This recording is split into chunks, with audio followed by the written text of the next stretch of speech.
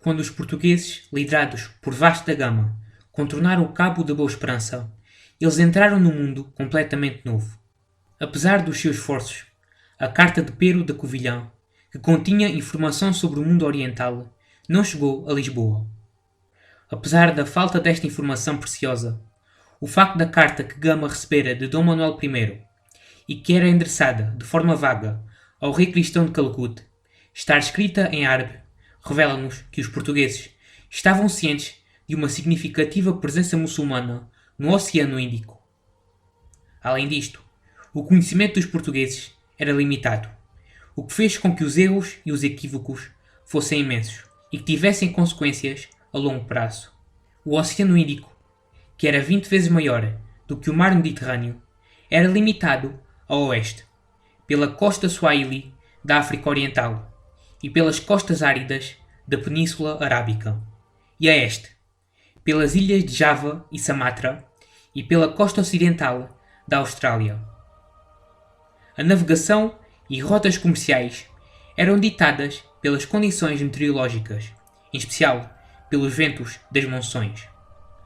O navio tradicional deste oceano era o Dhow, o nome genérico de uma família de navios, que variava de tamanho, mas geralmente eram compridos e finos, e possuíam velas latinas triangulares.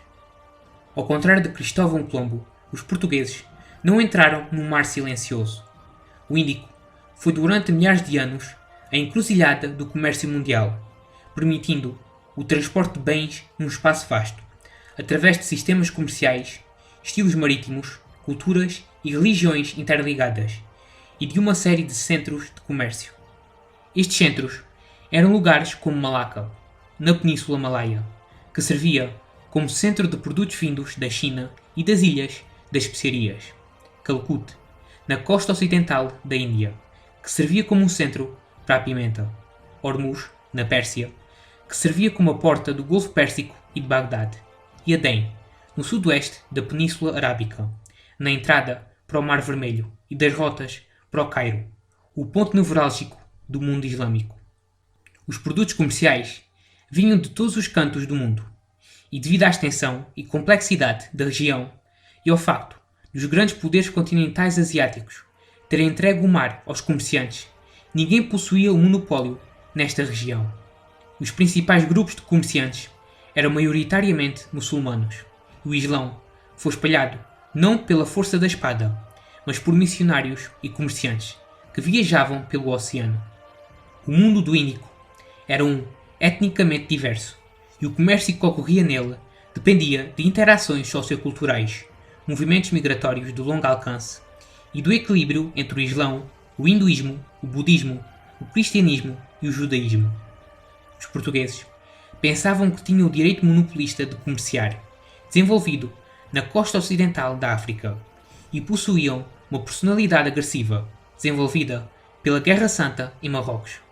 Quando os navios da frota de Gama se aproximaram da ilha de Moçambique, a sua tripulação presenciou uma África à qual não estava habituada. A ilha possuía construções de pedra. Os habitantes, claramente muçulmanos, vestiam-se requintadamente e foram invulgarmente acolhedores. Foi nesta ilha que os portugueses ouviram pela primeira vez notícias sobre o mundo em que tinham acabado de entrar. Eles ficaram a saber que havia 4 navios árabes no porto, carregados de mercadorias, e também lhes foi revelado a presença de comunidades cristãs ao longo da costa. O sultão de Moçambique foi a bordo, num espírito de amizade, e apesar de Gama o ter tentado impressionar, o sultão ficou desiludido com a mercadoria portuguesa, composta por produtos para impressionar um governante da África Ocidental. O sultão pensou que os portugueses eram turcos e demonstrou interesse em ver os seus arcos célebres e os exemplares do Corão. O navegador português foi obrigado a dissimular. Ele disse que tinham vindo de um país próximo da Turquia e que não queriam trazer os livros sagrados numa viagem marítima, mas Gama organizou uma demonstração impressionante de tiro com arco e de uso de armadura, a qual impressionou o sultão. Os portugueses já sabiam o quão traiçoeira a costa era, e por isso eles pediram ao sultão o auxílio de um piloto. 2 foram concedidos, sendo que teriam que ser pagos em ouro, e Gama, desconfiado das intenções dos muçulmanos, insistiu que um destes pilotos deveria permanecer sempre a bordo. A 10 de março, depois da frota ter zarpado da cidade, um dos pilotos desapareceu. Por isso, Vasco enviou 2 navios à procura dele, mas estes navios depararam-se com 6 embarcações armadas vindas da ilha, com ordens que os portugueses voltassem para Moçambique. Os cristãos pensaram que tinham sido descobertos, amarraram o outro piloto e dispararam contra os muçulmanos, o que os pôs em fuga. O tempo impediu a fuga dos portugueses e empurrou-os para a ilha. O sultão fez várias propostas de paz, mas todas foram recusadas. Seguiram-se 10 dias tensos. A água escasseava e os europeus foram forçados a aportar a 22 de março. Eles tentaram reunir água em segredo durante 2 dias, mas quando foram descobertos pelos guardas que protegiam a fonte, os canhões entraram em ação. A batalha pela água continuou e no dia 25 de março, depois de horas de bombardeamentos, os portugueses conseguiram abastecer-se e partiram. Foi aqui que um padrão comportamental dos portugueses, marcado pela frustração e pela agressividade, começou a emergir. Os capitães tornaram-se cada vez menos pacientes e cada vez mais desconfiados e desesperados por encontrar um porto cristão que os acolhesse. Os portugueses não conseguiram encontrar Quiloa devido ao tempo, que pensavam conter vários cristãos, mas acabaram por chegar ao porto de Mombasa. A ida à terra a Mombasa seguiu o padrão habitual. A frota recebeu as boas-vindas do sultão e um dos mais profundos e cômicos equívocos dos portugueses aconteceu. Os europeus encontraram hindus, cuja existência desconheciam, mas devido à iconografia destes, os portugueses acreditaram que eles eram cristãos de uma seita heterodoxa.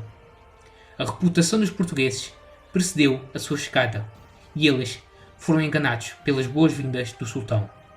Quando a frota estava a entrar no porto, guiada pelos locais, o São Gabriel foi levado pela corrente e embateu no navio que seguia à sua frente.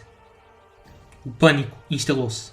Os portugueses ficaram nervosos e torturaram 2 reféns para obterem informações. A 13 de abril, a frota zarpou em direção a Melinde, à procura de um piloto de confiança e melhor sorte. Enquanto avançavam pela costa acima, os portugueses depararam-se com 2 navios que decidiram atacar pela sua busca por pilotos. Um dos navios escapou, mas as provisões e tripulação do outro foram capturadas, e esta estratégia tornou-se num hábito, no mundo visto como hostil pelos portugueses. Eles chegaram a Melinde na noite de 14 de abril, mas a sua fama precedeu-os. Ninguém deu as boas-vindas aos portugueses, e Gama enviou um refém idoso para atuar como intermediário, e esperou que este fosse resgatado. A resposta do sultão de Melinde foi semelhante à das 2 anteriores dos outros sultões. Gama aproximou os seus navios da cidade, recusou os convites para ir à terra, mas mesmo assim as negociações foram feitas num tom amigável. O sultão pediu aos portugueses que lhe dessem o nome do seu rei, para que ele lhe pudesse enviar uma carta ao embaixador.